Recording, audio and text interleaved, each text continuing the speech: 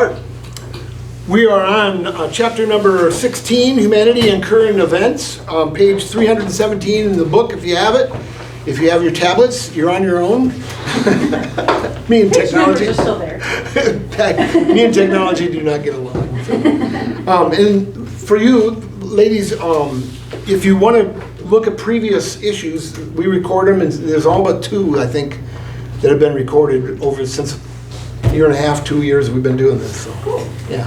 On YouTube. Yeah. On YouTube. If Yeah. you search Pastor Keith Porter, Imago Dei, it should show up. There's a playlist with all of them. So. Let's pray.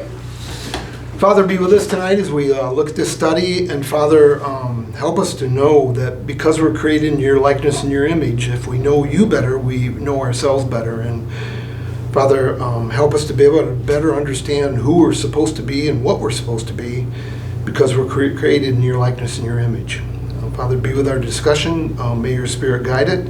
And thank you again for just the people who have done lots of work on this to be able to put this together. And Father, that we have lots of giants that we stand on their shoulders to be able to look at these issues. Thank you for allowing them to be in this world and to communicate to us what it means to be created in your likeness and your image. Just guide us now. In Jesus' name we pray. Amen. Someone read the first 2 paragraphs on the top of 317, if you would, please.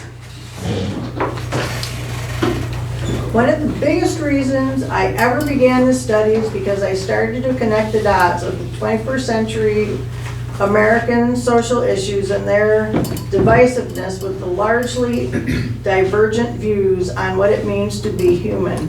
The gender issues, including homosexuality, gay marriage, transgenderism, and even transhumanism, are political hot buttons right now because of our various views on what it means to be human. Adding to the list of current issues that have divergent views of humanity are such political and social hot potatoes as abortion, end-of-life decisions, life extension science, genetic engineering, cloning, and euthanasia. Since the very beginning, man has tried to see himself as something more and at the same time, something less than what God created him to be. In the garden, Adam and Eve thought that the tree of life would make them like God. They thought that going their own way would make them more than they currently were. But instead, their disobedience of God's command not to eat of the tree of life made them less than what they were. Instead of naturally expressing what it means to be made in God's likeness and image, now they need God's plan and a lot of self-discipline to even begin to live in harmony with what it means to be created in God's likeness and image. Obviously take the tree of life and scratch it out and put tree of knowledge of good and evil. That was I don't know what I was smoking at that time, but it was not right. Someone read that next quote. That's by John Lennox. At every turn, it would seem, humanity's efforts to achieve divinity have been associated with an overweening arrogance and a sense of superiority that, far from achieving something superhuman, has produced something terrifyingly subhuman and bestial. The more they tried to elevate themselves, the more they sank into a morass of violence and tyranny, as was horrifically demonstrated in the 20th century. Boy, that's a huge statement. The more we try to be like God, the more we try to act independently of God and go our own way, the more we actually make ourselves less and less human and conduct ourselves as less and less human beings. Thoughts? Comments? There's a lot of that going around. There is a lot of that. This particular section was written in 2002, and I can't tell you how much this is outdated in just 3 years. 2002 or 2022? 222. What did I say? 2? 2002, yeah. Wow, what am I? It's okay, it's been a long one. It's right. There you go. Yeah, 2022. So just in 3 years, it's radically different. In fact, some of these later issues that we're going to be looking at, it's scary what actually science has started to promote now. Fred, you want to say something? Just with the thinking about the statement, I agree with it 100%. When it comes down to with God, being God, you have the absolute authority. But we're learning that to have that absolute authority, you mean if you're not perfectly good, which none of us are, it's gonna, I mean, the results are not gonna, are not going to be good. Yeah, Because the evil that we have in us, okay, I mean, even if you're right 80 or 90% of the time, that 10 or 20% can just blow up into something. and lots of times it does blow up into something. Yeah. Yeah. And there's that one thing that people don't talk about a lot, but the furries or something. Oh, out sure. there? Yeah. Sure. I don't quite understand it, but it sounds pretty bizarre. Wow. What is that? I don't know anything about that.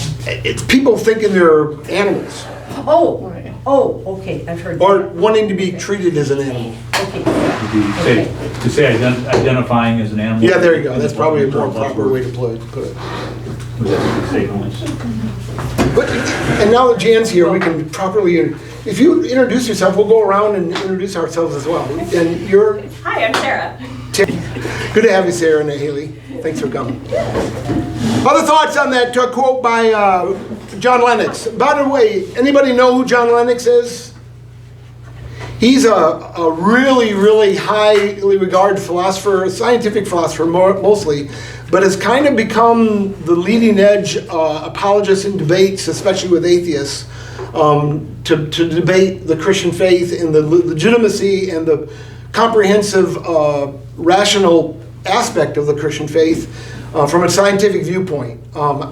He teaches at a major university. I can't remember for now if it's Oxford or Cambridge or Harvard, but it's one of those major universities that has supposedly highly distinguished people that carry weight with their name. So Is he British? I'm not sure. His books are wonderful. I have a couple of his books, and they're really, really solid. From a Christian book. He's Irish, mathematician and philosopher. There you go. Where does he teach? Does it say? Yeah. We'll go on until Gene finds it. Is that okay? Yeah. Okay. Let's go. I was going to say about this, so. Yeah, go ahead. If you're trying to achieve divinity, right there, you're going to start out with a pride. And the Bible talks all over about pride being where you fall. That's a great point. It's a great point. Other thoughts before we go on? 318. Someone read that quote by Frank Peretti, if you would, about a third of the way down on 318. Oxford, he's from. Oxford, there we go. One I missed. There's no way of knowing what the truth is unless you know the truth. And there's no way of knowing the truth unless you believe there is a truth. And folks, that's a big problem today. A lot of people in relativism that think that there is no objective truth, except they want you to believe that that's the truth, that there is no objective truth. How can they know that that's the truth if there is no... do you understand the problem with me even making such a statement as that? Thoughts? If you see something happen with your own eyes, you know what happened. So you have the truth. Well, they would take issue with that. I can see what. As common sense as that is. And we might see something different. Most likely. And that's what they would say. Well, so, the common phrase now is, it's my truth. Yes. So what does that mean? I always look and say, what does it mean? It means you can't challenge me in any of my views or values. This is my story and I'm sticking to it? That's exactly right. Okay, that's my generation. And a lot of what's going on right now in these really horrific things that are taking place is because they believe that they have the right to do what they feel they can do because nobody can challenge their values. Yeah, did you friend? Okay. Yes, Jan. Going back to what Doug had said though, if you actually see something, it seems like this is true, I saw it. But with AI, There you go. nowadays, There you go. videos and things that you said, now that's not seeing it firsthand, but there's so many things out there that looks like it was, that actual person actually said this, it looks like them, it sounds like them, you're sure it's them, and whole thing was AI. Sure. So, yeah. So knowing what truth is, other than that book, and even that book's rewritten a lot. Other, Sure. not just other versions, but there's really, like the Satanic Bible is probably, anyway. I'm done. Do you remember The Lion, Witch, and the Wardrobe? And do you remember when Edmund and, Oh, yeah. what's the other brother's name? Or no. it Yeah, wasn't. Lucy comes back from Narnia, Oh, yeah. and she keeps explaining all of these things, and they keep saying, no, that can't be right. And the professor asks the brothers, has she ever done this before? Has she been inclined to make up stories before? And they said, no, that's what's so weird. She's always told the truth. And so the professor challenges them and says, well, how do you know she's not telling the truth now, even though her story seems fantastic? And that's why I think we need to know who we can rely on for a source from truth, and not be so quick to challenge the reliability of that source if it's proven to be reliable over the course of our lifetime. Does that make sense at all? That whole interchange between the professor and the brothers, Edmund and Susie. What's the- I think Peter. Peter. Peter and Susan are the one that Oh, went. Oh, they went to Pushing the, it. okay. Edmund was the one that was saying it. Oh, that's right. That's right. I got the wrong guy. Anyway, but I remember the professor basically saying, if she's been reliable in the past, why are you challenging her reliability now? And I think we need to look at that with people that we get information from news sources. And that's where if a news source betrays us, I think we need to seriously look at some other source. To be honest with you, the major networks and CNN, I give them no attention anymore. They've proven to be lying to me so many times that I just give them no attention. I don't take anything they say as being truthful. It's been too many times. Yes? Are we it seems as though there's several definitions of truth. You just didn't tell us the truth because you had the wrong character. Yeah, sure. That's one definition Sure. of truth. But then we're talking biblical truth, too. Sure. Truth of God's truth. And so it's kind of, when you say, You're like Pilate. What is the truth? what is the truth? Yeah.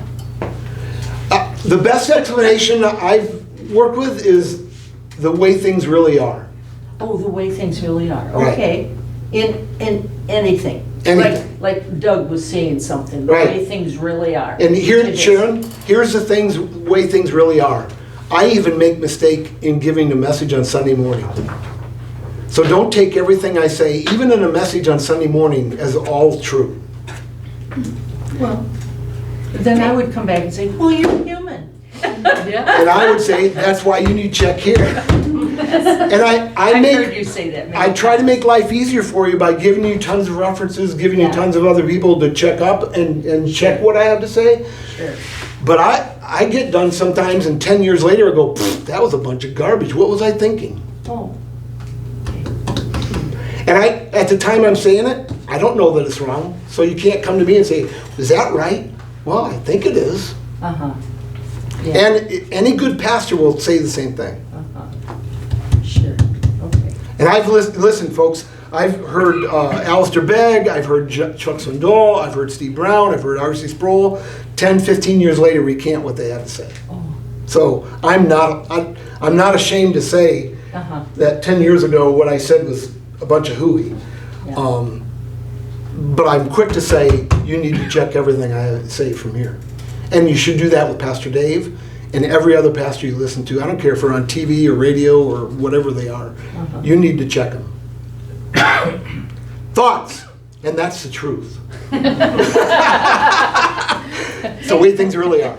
And even if we see something, that doesn't mean it's truth either. Sure. Because our senses can be, and Fred and I observed the exact same thing a few weeks ago. We were talking about it later, and I was convinced that something was on the left, and he's like, no, it was on the right. And then I went back later, and it sure enough was on the right, and I'm like, how did I still have the image of it being on the left in my mind, and it's just, I'm that messed up that I'm like, But, you know, it just was a good illustration of how messed up we are. Absolutely. And how we can't trust ourselves. Well, there's a Moody Science video that was made in the 50s or whatever. 60s. 60s. They showed a picture of a wall, and it had a hole. It was a brick wall, but there was a hole in the wall. But if you looked at it and you didn't see the hole, because your mind fills in the blanks. Yeah. So, yeah. Yeah. There's actually a movie that the Army used to back in the 80s and 90s, showed all of their enlisted people. It was called Perspectives, and how our senses are easily deceived. It's a fascinating movie, absolutely fascinating movie, and they're just basically getting you to realize that you can't just trust one of your senses. You need to use multiple senses and use multiple people in order to really determine what the truth really is. Well, that's so clear for pilots Oh, I bet. that are, and I'm probably gonna say this backwards, it's not saying I'm trying to not tell the truth, I'm too dumb to know it. But, it's like when they're flying instrument, and so they can't see outside of the cockpit, the horizon or anything, and their body will make them feel like they are upside down. Right. But their instruments are saying they're right side up. Right. And for them to make themselves go by the instruments and not go by what their body is telling them. It's a weird feeling. Yep. And that Her son is a pilot. Yeah, right. One of the Moody Science videos had another example of that, exactly what Jan was saying. A live recording of it wasn't a live recording, but a recording of a pilot that basically went down because of that exact same Yeah. sensation. Yep. He thought he was climbing and he was flying right on the ground. Right. Oh, wow. Yep. Other thoughts before we go on? Middle of 318, I want us to look at that table 9.1 and compare the secular humanist view with the Judeo-Christian view on the Creator, where human's origin is from, the source of values, the source of who determines what's right and what's wrong. The huge difference between those two. And Sharon, that comes back to your question just about 8 minutes ago. Thoughts or comments on that diagram? That's a 9.1 table in the middle of 318. Anybody want to make a comment on that? Well, Yeah, Jan. Oh, she's Go ahead. deferring to you, Doug. if humans are not created, how does a secular humanist think humans occur? They evolved. They weren't created, they evolved. Okay. Yep. An accident. And so nobody has authority over me because we're all just the product of primordial slime, and there's no one to dictate to me because authority assumes an author. And so authority assumes that somebody has the right to impose obligation, okay? If we're evolved, nobody has that right to impose my obligation towards them. I'm free to do whatever I want to. And then folks, I really believe over the last 40, 50 years, Darwin's mentality has started to come full blown. For 100 years, we accepted Darwin as a theory, but not really into practice. But we're starting to see now with the whole relative of truth idea and the whole idea you can't impose any values on me, that's Darwinian at its core. Because it's assuming that I've just evolved, just like all of us have evolved, and there's no author to impose authority over me, to obligate me to follow them. And so I'm free to do whatever I want to, and you can't impose any obligations on me. Because I'm not created by anybody. I'm just here.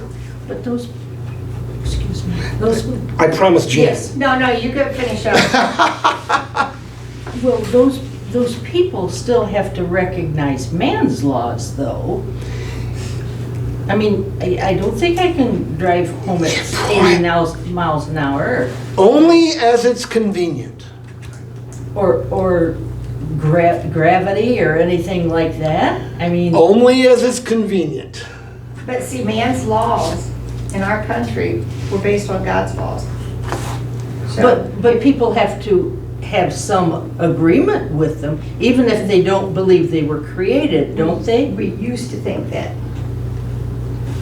The majority of people do. But there are some leading people that are asking for revolution and wanting to overthrow any obligation to any higher authority. Yeah. Fred, no, Deanne, I promised. This is where, because 100 years ago, the majority of our people followed the Judeo-Christian view, Sure. everybody was kind of on the same page. But because there's been so much infiltration of there is no God, so he didn't create us because there's no God. There is no God for any of this stuff, for values or anything else. That has become such a big part of our culture. And it used to be a long time ago, your two parties, your Democrat, Republican, they all still had the same values, yeah. but it was like, how we get there is the difference. And okay, we all agreed on abortion was whatever, on those basically things. But okay, economics. They may want one way to take care of the economy and we want another way, and that was our basic. When your basic difference is, I believe in God and you believe there is no God, there can't be a compromise. One wins and one loses. Well, and that's why we're so divisive now in the United Exactly. States. Yeah. Because you can't, there's no way to, we used to be able to think we could compromise when we Yeah. had different opinions. Now you can't compromise nearly as often. Oh, that's a big rabbit that's hopping down the trail that I'm going to let go. So, Fred, do you want to end? Only thing I was gonna add, go back to your comment, Sharon, is that when you listen, I think we have gotten to the point, not majority yet, but there are people that are just, don't feel they have to obey God. Obey any man's law. Basically do what they want. There are arguments, I've heard them this week, and I've heard them for a couple of years now on different topics. Just it's almost, did you really say that? Did that really come out of your mouth? Yeah. Mm-hmm. Yeah. Don't you see the lack of logic in what you said? And they just say it, and it's wow. And so I think to answer your question, we are to the point is that it's not everybody, but I think that there are people that are like, I don't want it. Whatever I want is what is the law. Sure, and I'm sure it's less than 10% of the population that feels this way, but unfortunately, it's a very vocal 10%. Yeah, okay. Man, I'm glad to hear you think it's 10%. That's encouraging. Well, unfortunately, they make the news every night. Yeah. Well, Yeah, I think Doug. there's, How can a humanist who views a birth of a child from a man and a woman say they came from slime? Oh, they have no problem at all. That's crazy. It is crazy. We're gonna get to, well, Lord willing, if we make good progress, which at the current rate we're not. We're gonna look at some views that are very, very popular. In fact, a couple of the guys we're gonna be looking at make the news at least once a month, and their statements carry a lot of weight. And unfortunately, they're hideous. But unfortunately, they carry a lot of weight in social circles. Go ahead, Sharon. I was just going to say that another group exists in this is people who believe that there is a God but don't want anything to do with him. Oh, sure. So that will also be hard for us to come to agreement with. And now we have a whole new class of people like Elon Musk and Richard Dawkins that believe, well, there may or may not be a God. It really doesn't matter. But we need Christian principles in order to keep order in our country. Well, They that'd call be a them, good thing. Cultural Christians, that's what it's called. Cultural, yeah. I've never heard that Oh. term, cultural Christian. Oh, there's a growing movement among intellectuals to get on board because they see the bankruptcy of our moral situation in the United States, and they see that Christianity has to be there. It's actually what Nietzsche said in the late 19th century. He said the same thing. Even though God's not dead, we need to keep him alive in order to keep order in our country, even though he didn't believe that Wow. God existed. But he saw the value of having a universal standard in order to keep order in the world. So, yeah, cultural Christianity is becoming a movement within intellectuals that don't believe in Christ, don't believe necessarily in God, but believe in the morals themselves, that we need those things in order to hold the world together. Well, that's good. I mean, they're on the losing end, but it sure helps us. Other thoughts before we go on to 319? Someone read that top quote by John Piper from Think.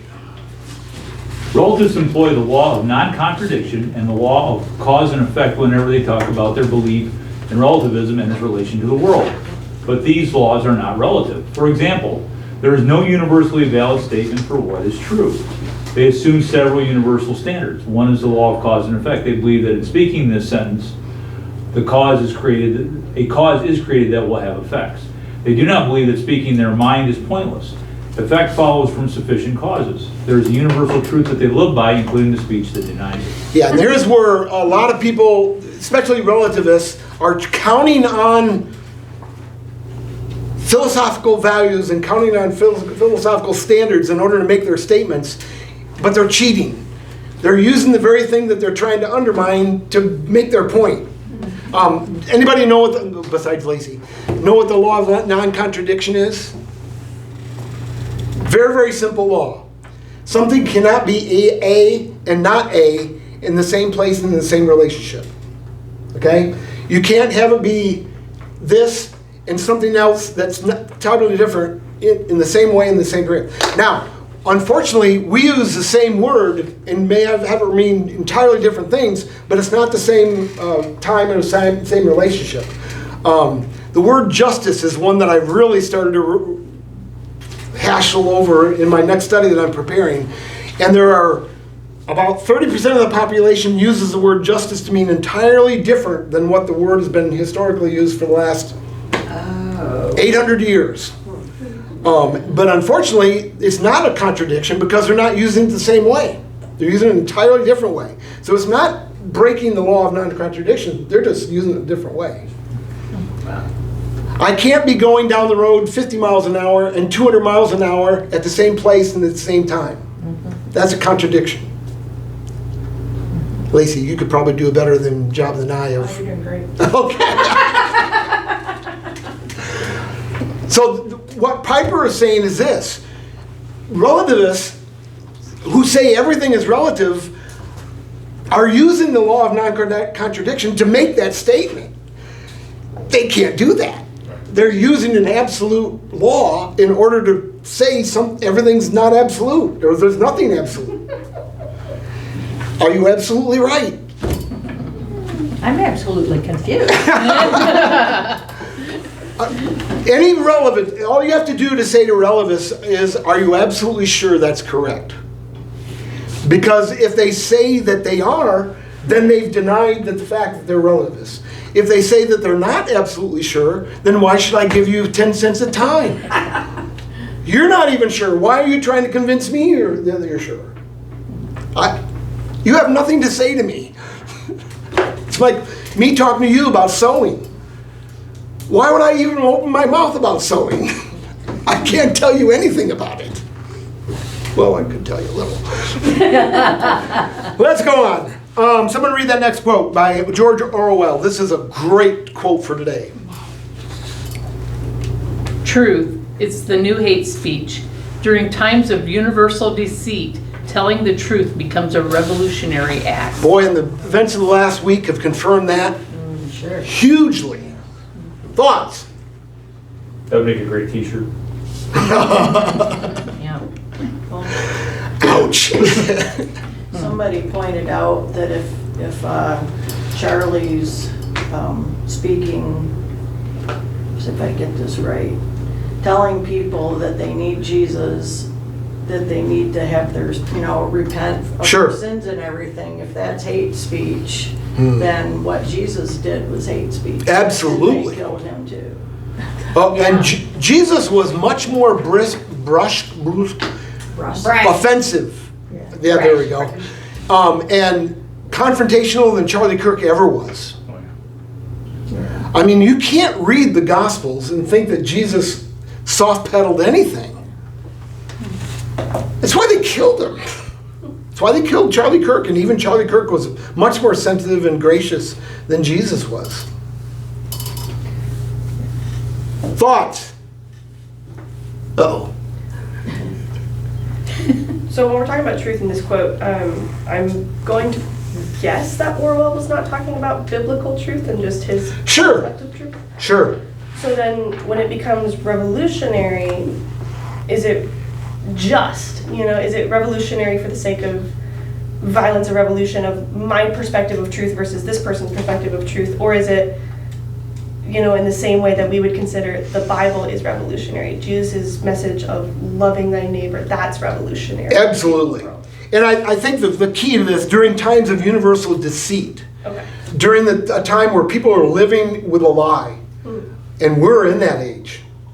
I mean, you've stated two things that Jesus said that our culture does not accept at all. And as Christians, we have to fight tooth and nail to uphold a lot of the things that Jesus said, because 90% of the population is not going to agree. There's people in churches that don't agree with what Jesus has to say. I just got an email this last week that I was wrestling with a parishioner here at this church who really struggles with what Jesus has to say in certain things. And he's right. I mean, the things that he says are revolutionary. And so in a time of universal deceit, when lies are so perpetuated and encouraged, truth looks like just like something completely antisocial. Thoughts? Does that answer your question? Yeah, I think so. Okay. You're free to ask another one if you... I'll talk more later if I Okay. He's the one that wrote 1984, right? Yes. Okay, because I just finished that book in the past week, and Eric and I were talking about it, because he's the one that got me to listen to the audiobook, and about how, just how important it is for Christians to not lose the truth when it's so easy, because, everything else you might be fighting against. It's been 40 years since I read that book, but if I remember right, the whole book is about people immersed in lie and how just pulling the wool over everybody's eyes about everything. And the whole goal is just to get you to believe the lie. Yes. And then the battle's over, Yeah, whoa. Believes a And lot. that's- And then you see the same actions in Animal Farm. I'm just about to finish Animal Farm, and I just see it where it's like Neapolitan pig, one of the pigs, literally is like, I don't want this, and then once he takes over leadership, he goes, no, it was my idea from the start, and he somehow tricks all the animals with his words and with what he thinks is truth. And then the animals start thinking it's true. Sure. It's Good like a type point. of brainwashing. Oh, goodness. I want to get back to that. Go ahead, Colleen. If you tell a lie often enough, people start believing it, including the person that's lying. I saw that firsthand when I had my business. Remember? Yeah. There was a guy that came in. He applied. He had a high school education.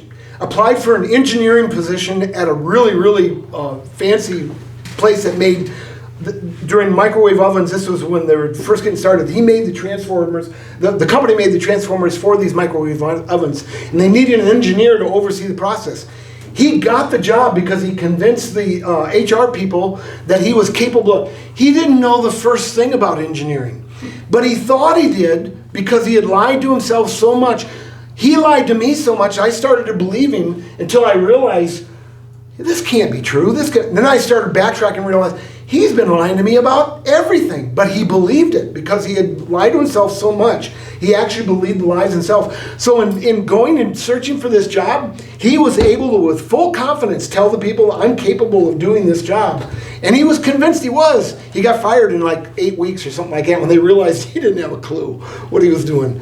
But And then he couldn't figure out why they. Doesn't that sound like a significant part of our culture? Exactly. We've lied ourselves so much that we don't know the truth ourselves. Yeah. And that makes when you believe it so deeply, you're willing to go to very extreme lengths to defend your belief. Sure. And what you think is the truth. Sure.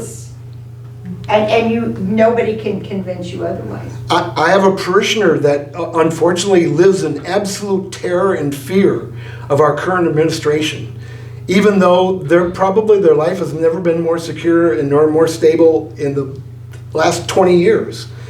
But I cannot convince them because they listen to CNN, they listen to NBC, they listen to ABC. I mean, nonstop news is coming their way, unfortunately, from one source. And they're absolutely terrified. I had a parishioner I just buried, well, it's been 4 years ago now, that was absolutely terrified because every storm that happened in Kansas was coming here. You know probably who I mean. But had lied to themselves so much that they just believed that every storm that happened was headed to us and we needed to take shelter. It's in Kansas. Yeah. Every once in a while, I'll get it. Not much, but Mom will call sometimes.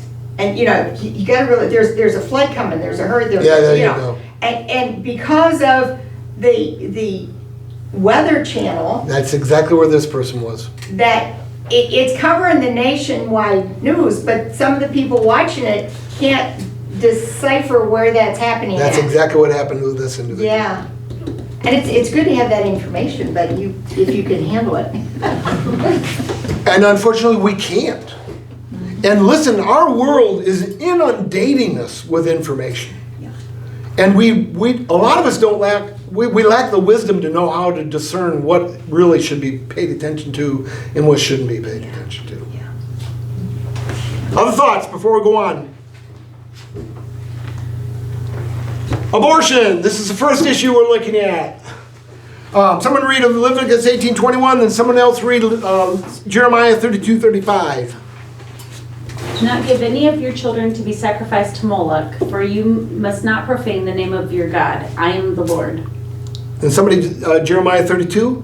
They built high places for Baal in the valley of the Ben Hinnom and sacrificed their sons and daughters to Moloch, though I never commanded, nor did it enter my mind that they should do such a detestable thing as to make Judah sin. Why would I look at these two verses in a section headed with abortion? These are talking about child sacrifice. What does that have to do with abortion? Same thing. How? Well, there's children, whether they're in the womb or out of the womb, and they have value. Okay. And Well, that's both of them in regard to children dying, but how are they more like each other than that? Yeah, Fred. Basically, you sacrifice a child to Moloch or to whatever god it was, with the hopes that the god would improve the quality of your life. And so, and I think where you're going with this is the motivation. That's exactly where I'm going with this. Motivation behind abortion at some level, one way or the other, is to improve your quality of life. See why I prefer my family. They've learned to parrot back to me what I've taught them. If they want to eat, they better say what you want. That's exactly right. And folks, I listened to a message by Alan Keyes. I don't know how many of you know Alan Keyes, but he was up for senator in Illinois the same time that Barack Obama was running for senator of Illinois. Barack Obama won the position for senator. Alan Keyes lost that particular election. Alan Keyes was a Republican candidate. Barack Obama was a Democratic candidate. He was the former UN representative under President Reagan. The ambassador to the UN, is that what they call him? Mm-hmm. Okay, he was the ambassador to the UN under President Reagan. Very, very bright man. Spoke at Focus in the Family and gave a message that shook me to the core when I understood the connection between Baal and Moloch worship for the sake of having a better life in hopes that the God will favor me, and abortion, hoping that I'll have a better life because I'm no longer obligated to. He makes a really, really strong case that they're intimately connected. Thoughts on that connection? I never thought about that. It's, if you want to listen to something very convicting as far as where we are as America and how God looked unfavorably upon the nation of Israel and Judah because they were involved in child sacrifice, and how God, how can God not look unfavorably towards us when our number of abortions is far exceeding what they offered to Baal and to Moloch? I would highly encourage you. I'm sure it's online on YouTube, because that was a really powerful message by Alan Keyes at Focus on the Family headquarters in Colorado Springs, probably 30 years ago. What was the message called? Do you remember? I'm sure Alan Keyes at Focus on Family is pretty much all you need. I bet he didn't speak there more than 3 times. So you wouldn't have many to sort through. Thoughts on that connection? Well, like the abortion is the god of inconvenience. Whoa. Yeah, Because and it improves their life, because if they had this child to care for. you sure you haven't listened to the message? Well, that's how I've looked at Yeah. abortion. Yeah, he makes It's a god of inconvenience. Right. It's a lot of the same lines that Alan Keyes uses. Going on, let me read that next paragraph. There is probably no more volatile and socially divisive topic today than that of the legitimacy of having an abortion. The liberal pro-choice view has come under even more attack because for years the basis of supporting a woman's right to have an abortion has been exactly that. They maintain that it's a woman's constitutional right to have an abortion. And the plot is thickened even more now with the Supreme Court's overruling Roe v. Wade. The Supreme Court determined the right that had been the foundation of Roe v. Wade all these years was not in the Constitution at all. But now that the radical left or liberals have publicly revealed that they can no longer define what a woman is, it seems rather irrational to give rights to that which cannot even be defined. That sounds like what you were talking earlier about the two things. Thoughts? I never heard that argument. That's really good. I've never heard that argument, but It's mine. What's that? Ooh, good job. Good job. Thoughts? Someone read that quote by John Arthur. This is not a Christian. And you'll pick up on that in the next 5 or 6 quotes that we see of his. An organism possesses a serious right to life only if it possesses the concept of a self as a continuing subject of experiences in other mental states, and believes that it is itself such a continuing entity. What's he saying? What organism has a right to life according to John Arthur? Only one that is conscious that they are a thing. Yes. So who does that eliminate that has a right to life? Oh, baby. A baby? Those struggling with memory. Good. Who else? What about sleeping people? What about people under anesthetic? Someone in a coma. Someone in a coma. Folks, this is horrible. Thoughts? And he's a professor at a major Ivy League institution. Yeah, go ahead. It says it possesses the concept of a self. It's a continuing subject of experience in other mental states. How do we know an unborn child does not have that? Because it can't communicate, but how do we know that this doesn't, I mean, I have no idea what the brain development of it is. Yeah, I don't either. Or as you talk about people that are in comas, I mean, even though, because in some respects, we're saying because they can't communicate, we can't tell that they have that. Right. But I mean, 'cause Is it actually the case? Is it actual reality? Or, if we go back to Sharon, is that the truth? Is that true? Exactly, yeah. Is that the way things really are? Right, I don't agree with that anyway. What? Good. But I'm just saying that if this is the argument for euthanasia, abortion and things, I mean, you can't necessarily prove that an unborn child does not possess this. Absolutely. Just because it can't communicate. Right, absolutely. Listen, folks, just recently, a parishioner that I haven't done the funeral for yet showed absolutely no connection to the outside world at all. Apparently no self-awareness at all. Although, if you prayed with her and if you said certain things that were meaningful to her, she would respond. Mm-hmm. Not verbally, but would blink her eyes or move or something like that. Even though it looked like she was unresponsive, she was responsive. And if there was a heart monitor hooked up to her and a breathing apparatus, I would know even more. And I've had lots of other parishioners over the course of my lifetime where they've been in a mental state where it didn't appear that they were conscious at all, but I knew they were. And in fact, I tell people, I tell family members, I tell the hospital staff, I'm going to assume they know everything we're saying. And I'm going to assume that they will hear my prayer, hear my scripture verse, hear that kind of thing, even though they may not respond, because I think that's a safe assumption. It is, yeah. What they say, hearing's the last to go, right?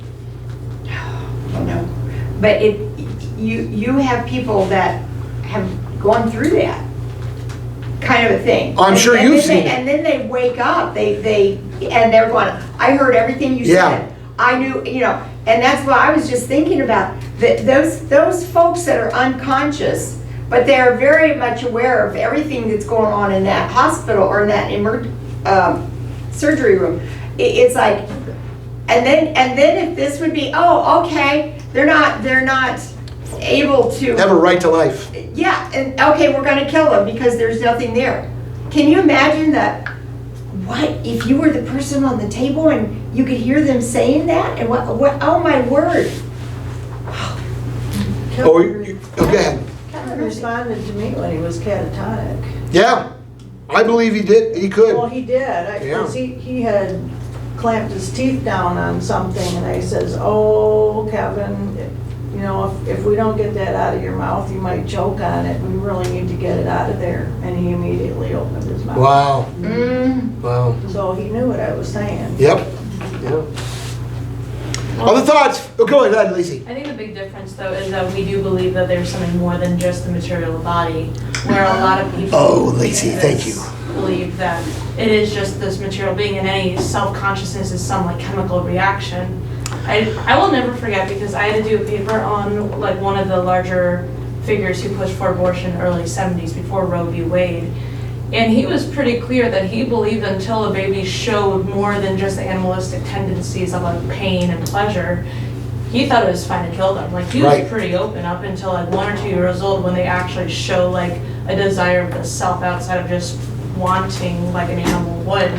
He thought it was fine for them to. That thought is still around. We're going to see that in the coming quotes. Actually, there's a Harvard professor that about once a month makes some news because of some new statement. He used to say 28 days after birth, parents had the right to kill their baby because it was exactly that. Now he's up to a year. I think there was a state that made a law that parents had X amount of time to decide whether or not they wanted to keep a baby after it was Really? born. Did it If they pass? wanted, they could kill it. That passed? It was in New England somewhere. I can't remember which state. Oh my goodness. That's horrible. I don't know. But it's just what? Wow. Let's go on. Does somebody want to say something? I was just going to say, why can't they just give it away if they don't want it? Especially if they've already been born. Yeah. It's so messed up. Someone read that Psalm 51:5 about halfway through on 320. Surely I was sinful at birth, sinful from the time my mother conceived. And then this next one that we're going to really have fun with, Psalm 139:13-16. Someone read that, please. For you created my inmost being. You knit me together in my mother's womb. I praise you because I am fearfully and wonderfully made. Your works are wonderful. I know that full well. My frame was not hidden from you when I was made in the secret place. When I was woven together in the depths of the earth, your eyes saw my unformed body. All the days ordained for me were written in your book before one of them came to be. Now, we have genetic engineering in which you can custom order your baby. You want blue hair, blonde eyes, 6'2", athletic. Blue hair, blonde eyes. What I Blonde eyes. blonde hair, blue eyes.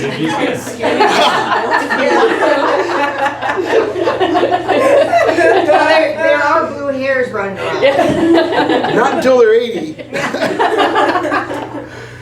Anyway, there's a whole, the last Breakpoint Daily, in fact, probably 2 or 3 of the issues in the last 2 weeks have talked about, you've seen them? I just saw one today. Yeah, was it today? Well, I saw it today. Okay. It may have been the last. Talking about how in vitro fertilization has created all sorts of options for people to get the baby they want.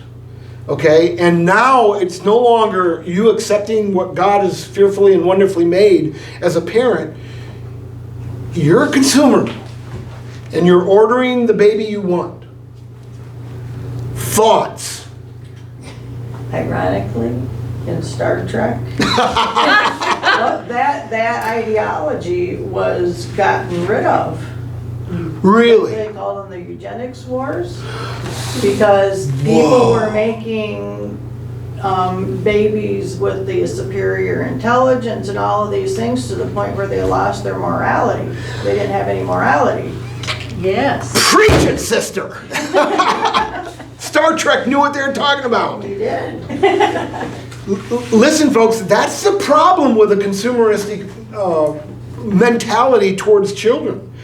If I don't like it, if you buy a product and it no longer serves the purpose for which you bought it, what do you do with it? Throw it away or take You it throw it away. If we carry that same mentality over to children, we're in big trouble. And that's unfortunately what these people like Colson Center and these philosophers are seeing is what's going to be the mentality in the future, is what Star Trek had the perception to be able to discern with having this kind of a culture. And folks, we may have the technology to do it, but that doesn't mean we should do it. Thoughts? It just said that before. It just goes along with people trying to play God. Bless you. Yeah, and when did that start? Day one. Long time. Yeah. Genesis 3. Yeah. We've been in this pothole. It's Michigan. We've been in this pothole ever since. Really? It's Michigan. Fred, did you want in? Yeah, question though. Uh-oh. How is this different than people picking spouses with the intention of what kind of children they might give them? Oh my goodness. Okay. Just thought I'd throw it out. Because you know that's happened. Oh, absolutely. And their marriages don't turn out real well. Especially if the children aren't what they wanted. And can you imagine the fate of that child that isn't the production of what they wanted to see happen? Wow. See, that's where this is really wise. Because understanding that God made this child and I need to receive it because this is what God has made for me makes a whole big difference than I made this child, and if it no longer serves the purpose for which I created it, I discard it. Whole different mentality. Thoughts? You look like you want to say something, Ted. No. Okay. Well, I thought about that. Just because you create a child because you ordered all those things that the parent had doesn't mean it's going to turn out that way. Well, they're getting more. That's what part of Breakpoint Daily said. That's true about 30% of the time now. But the scientists that work with this genetic engineering believe that they can get closer and closer to like 95 to 98% in the next 10, 15 years. Where they can pretty much guarantee the product you end up with will be what you ordered. But right now, that's a real problem. Yeah, Fred. But, so you pick trait A, trait B, trait C, but are they, I mean, obviously there's thousands, if not, there's a large number of traits. I mean, are we doing, I guess we've seen science and, pick, okay, I'm gonna deal with this one issue and forget about all the side effects of that. Because, I mean, I remember when 25 years ago, when they brought over those ladybugs to take care of the aphids, and all of a sudden we had billions of ladybugs all over everything, because there's no natural. They have the same problem with love bugs in Florida. Yeah, I mean, but yeah, and so there's times the advantage and disadvantage at the same time in the scientific process, you focus in on one factor and one factor preach it, Fred. and not the tens, hundreds, thousands, millions of interactions that goes with that. There used to be, when I first came to the Hillsdale Free Methodist Church in 2005, there used to be required reading for Hillsdale College students, Structures of Scientific Revolution by Thomas Kuhn. In that book, he says one of the problems with modern science is that they're so laser focused, because they have to, because of the way science has grown. They're so laser focused on one aspect of science that they're completely ignorant of everything else. And then unless the scientist is willing to drop his pride and drop his arrogance on the one thing he knows extremely well and hear from people outside of the area that he's with, he may create an absolute disaster that's outside of his realm of thinking because he doesn't see everything else. He only sees the one aspect of this. And that's where we have the medfly problem, we have the love bug problem, we have the ladybug problem. I can think of at least 20 or 30 different, this is going to solve all of our problems. It ended up being an absolute disaster because science was so laser focused on one thing, it had not consulted all the scientific community to find out the side effects that was going to influence that area. Thomas Kuhn saw this way back in the late 50s. He was smart enough to see where science was headed, and folks, he's exactly right. I mean, what he wrote in the late 50s is still current today. Yeah, go ahead. Well, not just the scientific aspect, the old social, philosophical aspects of a specific scientific decision, let's say one we made 5 years ago, and all the impacts of that one. Was laser focused on one, things were decided on one topic and one topic only, yes, without seriously considering the collateral damage from that one. And folks, it's a real problem in the medical community. Because a heart doctor can be absolutely convinced, I can make your heart go, but now have a clue of what it does to the rest of the body. And how the rest of the body will suffer with the consequences of the heart working great, but the rest of the body's not willing to sustain all that. That's why if you're not capable of being a medical advocate for yourself, I would highly encourage you to find one if in fact you find yourself facing a really serious medical consideration. Because your doctor may be absolutely brilliant in this one area, but unless he has knowledge of how that affects everything else, and he doesn't, because of the way medical community is taught these days, you really need to know how this is going to influence everything else. Just look at the prescription drugs. My dad took 30 drugs a day because this one produced this problem, and then he had to take this one to solve this problem, take this one to solve the problem, this one's problem. I went, Dad, just dump them all. You're backed yourself into a corner that you've taken all these drugs in order to counteract what your drugs are doing. To the day he died, he was taking, when he went on vacation with us, you remember that? You took a shoebox. A shoebox full of drugs. I went, Dad, what is this? Well, that's what I have to take every day. Holy cow. That doesn't seem right. His diet was medicine. I'm sorry, I'm preaching. No, preach it. Preach it. You know, go Sharon. I just can't imagine, as we are so complicated when it comes to each Oh, bless person. you. How, Gene is so much different than I Bless you. by the creation. How on earth could scientists put a person together?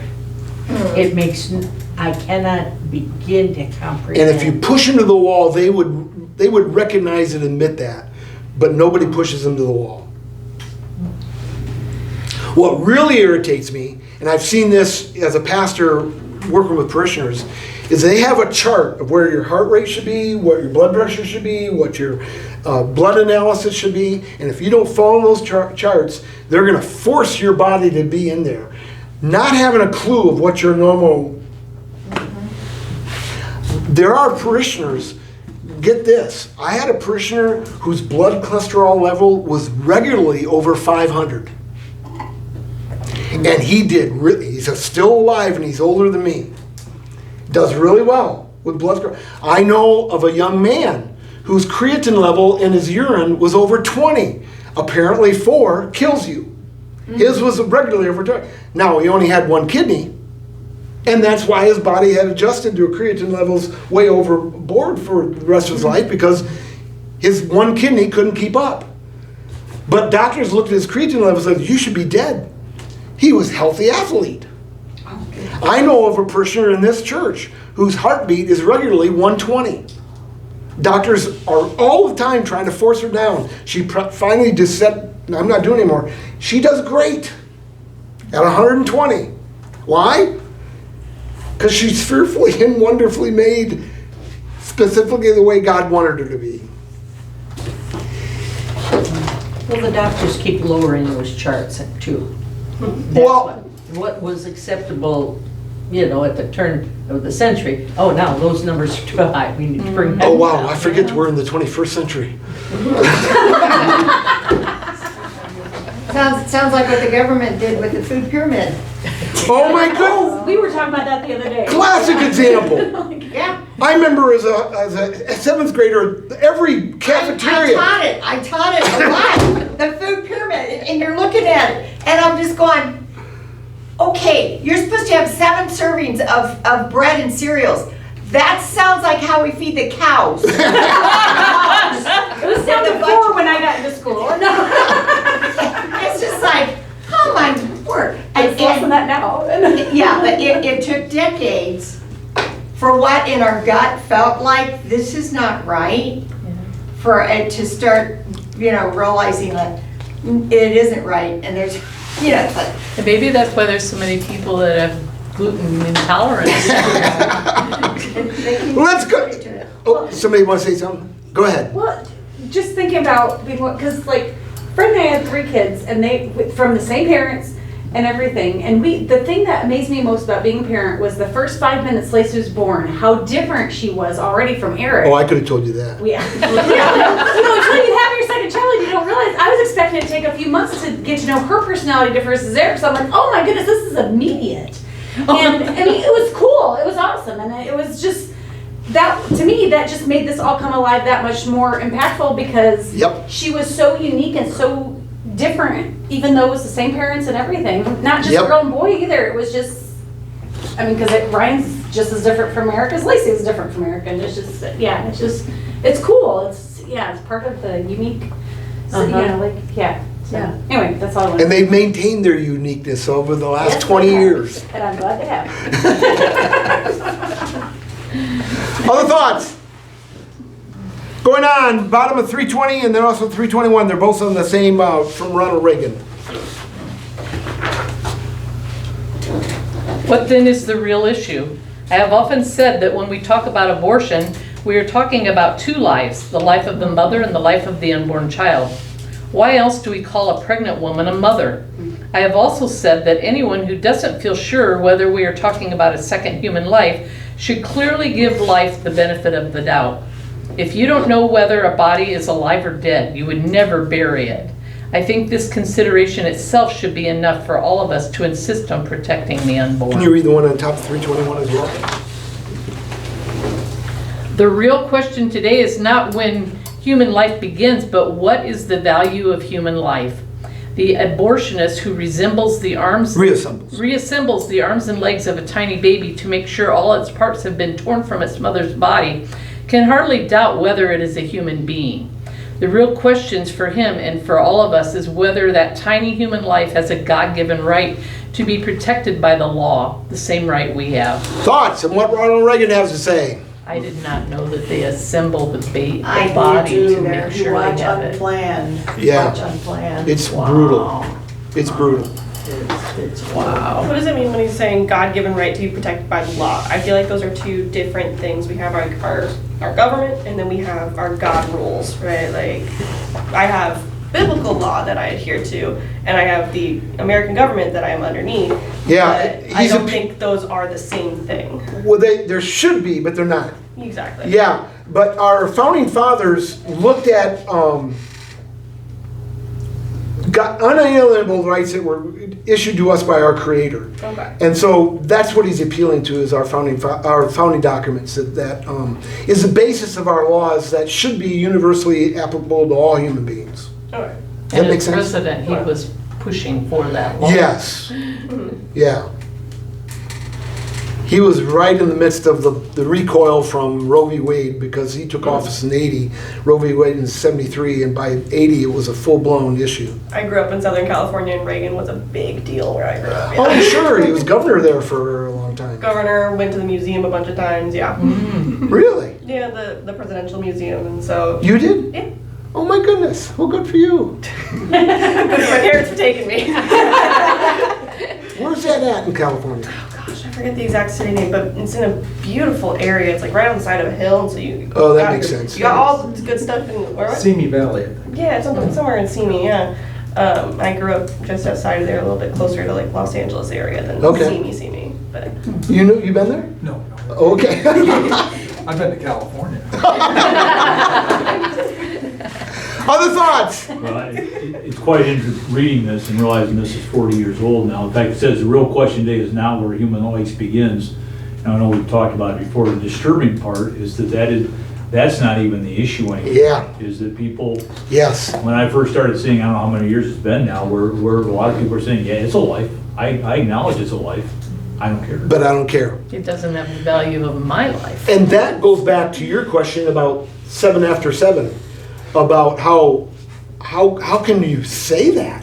But people have no problem at all saying, no, I don't care if it's a life. I still have my rights, and so I'm going to stand on those. Oh, it just makes me sick. Well, yeah.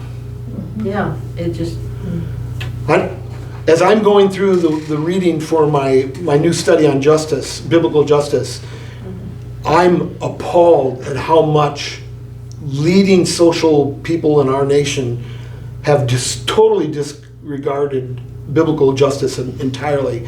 And their justice is basically, I want it, I deserve it, so I should be able to get it. That's the basis of their justice. but somewhere in here, you really did point out how psychologists and psychiatrists just are sure that if that woman that woman is never okay. Yes. Yeah, it's coming. That's coming. It's near the Yeah. end of this So section. I don't think women have an idea the long-term Whoa. effect that they will have for the rest of their life for intentionally getting rid of the child. It's part of what Sarah was talking about and what Colleen was talking about, when we live in an era of universal deceit in which Planned Parenthood is saying, oh, it's just a piece of protoplasm, we can discard it and it won't affect you at all. That's a lie. Oh, that is a lie. It's absolutely a lie. And that's part of why Helping Hands goes to great lengths in order to try to undo that lie. We were talking about brainwashing earlier on. Folks, please understand that the church is involved in brainwashing just as much as the world is. And it's a fight to who can win that battle. Brainwashing on what? Your brain. Right. We want everybody to believe that the Bible is true and quit believing everything. The Bible even confesses that it's there to wash your brain with the water of God's Word and His Spirit. Okay. I mean, we look at brainwashing as a horrible thing, but if it's brainwashing us to the truth, and it's just brainwashing us to the reality of things, that will set us free. Jesus said that. Okay. But if it's brainwashing us to lie, then we're going to have a whole boatload of hurts. And unfortunately, women that have an abortion, it's an abnormal high amount of women. I forget the number of times over that ladies that have an abortion have mental issues, how much greater it is than just an average woman. But it's many, many times over. I forget now the actual number, but it's a lot. Because they had one? Because they had an abortion, right. Yeah. And if you're, as Lacey appealed to half hour ago, if you understand that we're spiritual beings and not just material beings, that makes perfect sense, because that spirit living in us was ripped away from us. If we're just matter, then it's no longer big a deal than cutting off part of my finger, or taking my toe, if it's just matter. But it's not just matter. And that's one of the things I really, really want to get across throughout this study, is that we're spiritual beings, and that as a mother, having an intimate connection with another spiritual being and having that ripped away has to affect you. It cannot. I'm sorry, Fred, you wanted in for a long time. No, just a couple of things. First of all, the whole idea of brainwashing, where people would think that we're being brainwashed one way all the time. I think that people are thinking that I don't want to hear that, because that's going to you're trying to brainwash me. I want my own thoughts. Well, your own thoughts you're being whatever your environment is brainwashing you. And I guess the other thing, especially with what's happened in the past week, you're talking about the implications of with women after abortion, and I just can't help periodically to think about this kid that pulled the trigger, and thinking that whatever he thought why he thought that was going to be a good idea, and now that he's looking at what he's looking at now, what's going through his mind? Is he, because I'm sure that if he could run the clock back, the thing is, he thought he was going to get away with it, and but now now that it's done, now what he's most likely facing the death penalty. I mean, is he thinking this was worth it, or did I just get sucked into a really bad decision? Fred, I feel that Tyler, right, is Robinson? Mm-hmm. Yeah. Okay.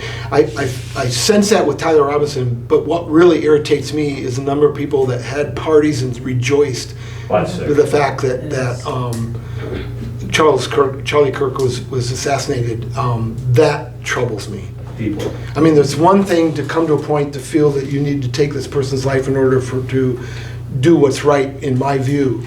But have people outside of that rejoice and actually go public with how glad they are that he's no longer here on the face of the earth, that disturbs me.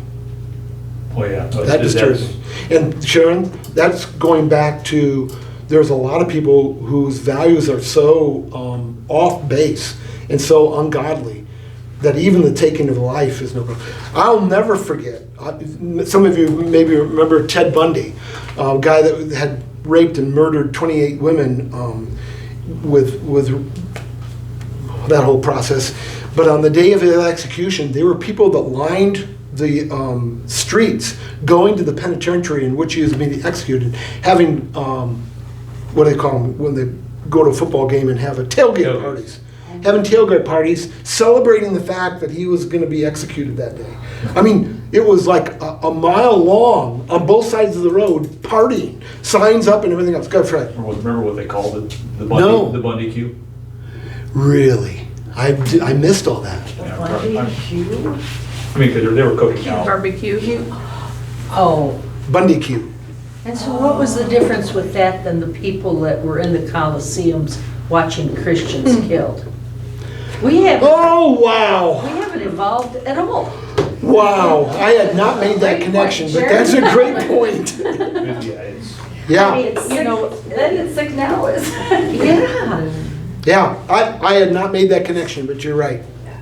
You're right. It was the thing this week of so much you hear that we need to be unified, the country is needed to be unified. This week it became very clear to me we'll never be unified. Not as long as we have completely contradictory values. Well, it sure came evident this week. Yes, yeah, oh, sure.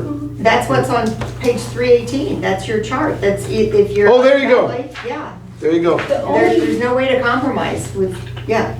The only encouraging part is that it seems like a lot of those people that were celebrating, at least in certain public arenas, did get punished, like Yes, lost right, jobs and things like that. And that's Right. encouraging right. that Well, is- At least somebody's standing up for. exactly. Yeah.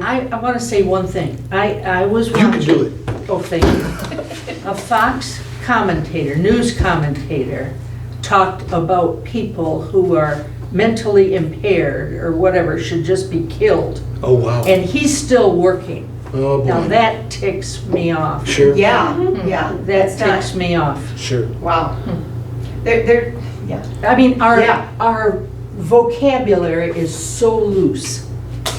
And that really is what needs to change. You know, if. And it has to start with me. Wow, on a national news broadcast or a talk show? Come on. God gave you a brain, that shouldn't be something that comes out of your mouth. Other thoughts? This transgender movement Oh, boy. that resulted in the murder Right. at the Catholic Church in Minnesota. That's true. And also the one in, Holy the one in That's Nashville. true. And now with Charlie Kirk. These young people, we can't imagine what's going on. I mean, it's another world. But they're exposed to this, and it's putting them in such a dark place. We just we cannot relate to it at all. Yeah. I mean, it just is. And Ted, No. you make a great point, because several of the horrible murders that have taken place over the last, what, 5 months? 4 months? Well, I think the one in Nashville was last year, Okay, last summer. okay. But, I mean, I don't keep. Minnesota was recently. Minnesota, yeah, it was like 2 weeks Right. or something like that. But The senator? when this happened, Or, What's is that? that the politician? No, the in Catholic Minnesota? school. No, The no, no, Catholic it's- school. Catholic school. I didn't catch, yeah. yeah, this is just a really dark movement. And where it came from, I don't know, but it came from Because they're not. the intellectual class Yeah. that has pushed this stuff Yeah. on kids. They're in just a really dark, I don't think this kid who shot Charlie Kirk is sorry at all, from what I've heard. He's not talking to anybody unless something had changed Yeah, recently. Fred, I haven't picked up anywhere that he's apologetic at all. He's just sorry you got caught. Right. Yeah, Well, I think that. but, Jan was in, then Colleen Colleen. first. Colleen. All of these people are being denied real psychological counseling. Oh, boy. Because today, the only thing you can do is pat their back and help them move along in what they want. That's true in Michigan. They can't do anything to help them, and so they're floundering because they're just being, you can be that, you can do whatever you Sure. want, and it's not natural, and somewhere in their brain they've got to know that, but there's nobody that can even just like talk through it with them without going to jail or losing your kids or losing your license. Yep. And that's true in Michigan. Oh, I know. Yep. What Fred had said earlier, and I almost brought this up, and I, believe it or not, I've kept my mouth shut a little bit tonight. Good for you. No. Exactly, I know. You guys, I try every time I come in here. But, and help me remember how you phrased it. But people will do something, you're talking about your scientists get so focused on one thing, they don't look at how that's happening, how it's affecting everything else. And the medications, from what we're starting to hear in the news, the medications that have helped so many of these people do their transitioning has caused them to then do some of these irrational murders And that's a prime, we have a prime example of that, I think, in our culture right now, of that, what you were talking about earlier, and this is it. Yeah. Because the medications seem to be really, Yeah, how can you begin to change someone at the DNA level and not affect all of them? I mean, it's, wow. It yeah. has to be horrific to be going through that. And from the sounds of it, once they've gone through any of it and they try to reverse it, they figure out that there will be misery the rest of their lives. Unless you're Never. Chloe Cole. Cole. Was that Did the you- one on the? Truth Rising? Yeah. Have you watched that? Yeah, they have a person that transgendered, it was in the midst of, actually went through a mastectomy and the drugs and everything else, and then reversed. And she's got I thought she had a really healthy attitude. She said that she feels that God's called her to be a spokesman against transgender surgeries. She's gonna be at the college. Oh, is she? Oh, it could I be. saw something. Really? Somebody that's gonna be there. She's in the loop of people that would make sense that she would be at the Yeah. college. I think I saw that. Yeah, Wow. she's quite the young lady. Oh, I've seen her, saw her at the Times. Oh, yeah. she's- Yeah. It's those folks that we've got to really pray for. Because the ones that are in the middle of the transgendering stuff and are so mentally confused. We need to make sure we communicate love to them. Because, like, the biggest Yes, thing is, Lacey. both being in the demographic they are, being either young adults or young teens that already probably feel alienated from society because every society kind of looks down on the youth. Like, we're not any different from any country or age that came before us in that. But they've also been told ever since the 2024 election, like, this country now hates you, wants to take your rights, and wants to kill you. Like, I have no idea how that came to be. Like, Yeah. I just remember that being said so much in October and November of last year, and I'm like, when did that ever become a thing? And it just turned so many people on. And to be honest, if you're at that age believing that, like, the country and a bunch of people want to take, like, your liberties away and your life away, then it makes sense that they would retaliate sure. this way if that's where their value is. Sure. So I feel like the best thing the church and we as Christians can do is still communicate, like, we don't think this is how God created you to be, but we still love you, and we think that God does have a plan for you in all this. And that's what I think with Chloe Cole, how she came out of all that, is that people actually loved her out of that whole situation. And I think you're right, Lacey. I think it's the only way out.